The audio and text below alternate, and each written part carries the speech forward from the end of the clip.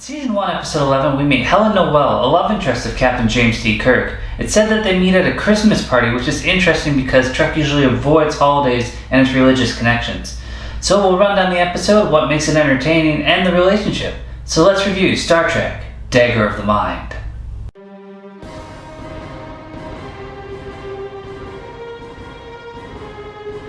This episode starts out with supplies being beamed down to a penal colony as Kirk enters the transporter room. It's not working because the officer in charge has not called the penal colony to lower their shields. Kirk laughs and tells them to refamiliarize himself with the manual. Once they all leave that room, a crazy man comes out of a box that was beamed up and attacks the transporter tech guy.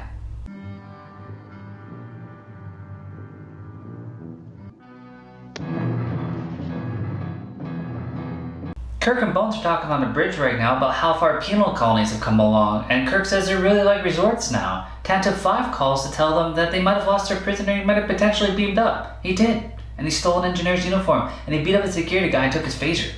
Spock tells people that he finds it interesting how they glorify human violence. You Earth people glorify organized violence for 40 centuries, but you imprison those who employ it privately. Forward scanner to bridge. And of course, your people found an answer.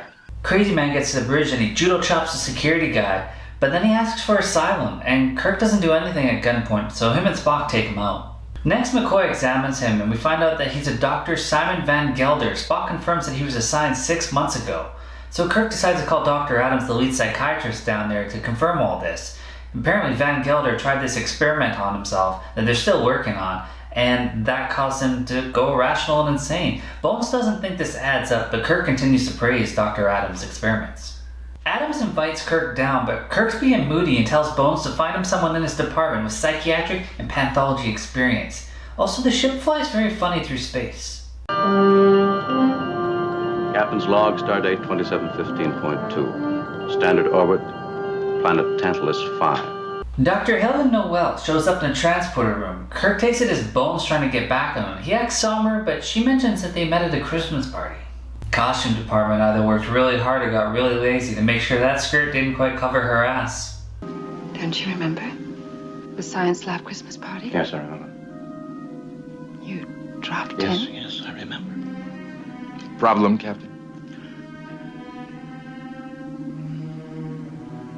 After being down, Kirk tells her to act professional before pulling her closely because the elevator ride was too fast. Solid technique, Captain. It works on Skytrains too. It's for safety. Once they reach the bottom, Adam lowers the security screen so that Kirk can call the ship and tell them they arrived safely. We meet Lethe, or Lethe, who's a therapist who sounds like a robot and acts like one too. Also, people want to believe she was Admiral Cornwell from Discovery. Theory denied. Adams is being too accommodating and everyone's smiling too much. Also, Helen is piping in a lot, which is a nice change because a lot of guest stars just kind of show up and sit in the background. And Spock is learning more about the deneuralizer used on Van Gelder. Since you brought me down here for advice, Captain, One of the advantages of being a captain, Doctor, is being able to ask for advice without necessarily having to take it. But I think I'll have to award that round to the captain, Helen. You're fighting over your weight. All right, let's take a look. Adams shows Kirk the neuroneuralizer. It's interesting how he has a different name for it. It's really just this device in the ceiling that beams down this light on patients. They say it's very ineffective, but they hope it will work one day because Helen says they can't keep pumping chemicals into people's bodies. They have to find different ways. Kirk asks Eli how the machine works, but he sounds like a robot too. When they leave the room, Eli tells the patient to forget the past. Anything will cause you pain. Which is the same thing that happened to Van Gelder. Spock calls Kirk to tell him what he's learned, and Kirk says he's going to further investigate and stay the night with the doctor. I'm sure that's why. Also, Van Gelder overhears the conversation and says, "No, don't stay. It's not safe." Spock mind melds Van Gelder and says it's the first time he's ever done it with a human. Don't worry, I'm sure Star Trek Discovery will screw that one up soon. Also, the mind meld confirms what evils Dr. Adams has been up to. Kirk visits Helen to find out her thoughts about this place, and she smiles because the captain's coming by her room so late. Good evening. Good evening. What did you think of the inmates we saw here this afternoon? You could have waited until tomorrow morning to ask me that, Captain. I didn't. I thought they were happy, well-adjusted. But a bit blank. She's a groupie for Dr. Adams and thinks he's brilliant. Also, he does have a good track record.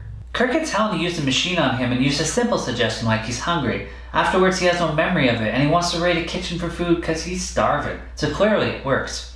Then he tells her to use an unusual suggestion, so she mentions the Christmas party and how it could have played out. I suggest now that it happened, in a different way. You swept me off my feet and carried me to your cabin. So it didn't happen that way, but now it's a memory that Kirk has. Dr. Adams shows up and decides to take over, restrains Helen, gets Kirk to drop his phasers, and starts putting suggestions into his mind. I guess Kirk's might need a little recovery time because Helen had to take care of him for a while, and she starts explaining that the false memories aren't real. I guess knowing you have false memories helps you not believe everything you think you know. She has this moment where she thinks Kirk's going to take her there and now, and he's actually just going for the vent.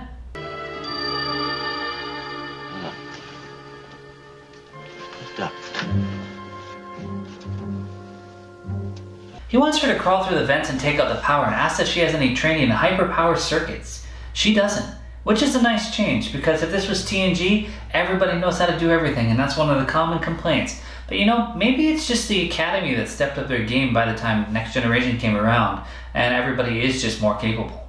Kirk mentions mega voltage and that touching the wrong wire could kill her. Well, that's a confidence builder. Off you go. Blank Girl tells Adams that Helen's is missing, so he decides to interrogate Kirk more on the machine. But you can't break Captain James T Kirk.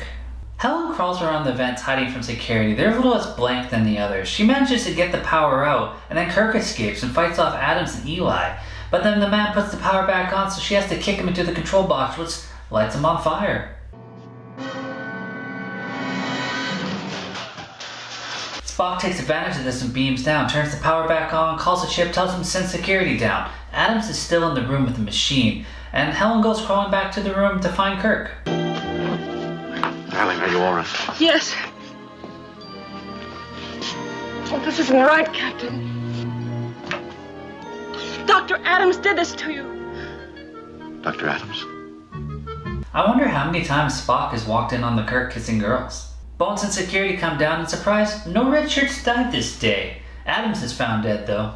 Back on the ship, Spock and McCoy have found out that Dr. Van Gelder's dismantled the treatment room and destroyed the equipment. Kirk thanks him, but really shouldn't he go under some medical testing? Also, is Dr. Van Gelder even capable of resuming his work? No! No! And that's the end?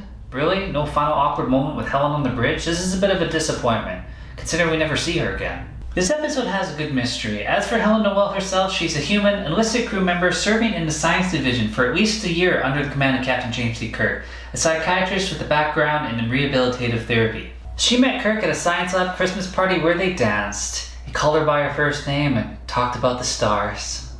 My crew is sworn to secrecy.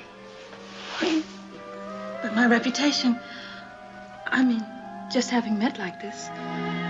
In the final draft of the script, she was described as young, exceedingly, even uncomfortably lovely, intelligent-looking, but graceful.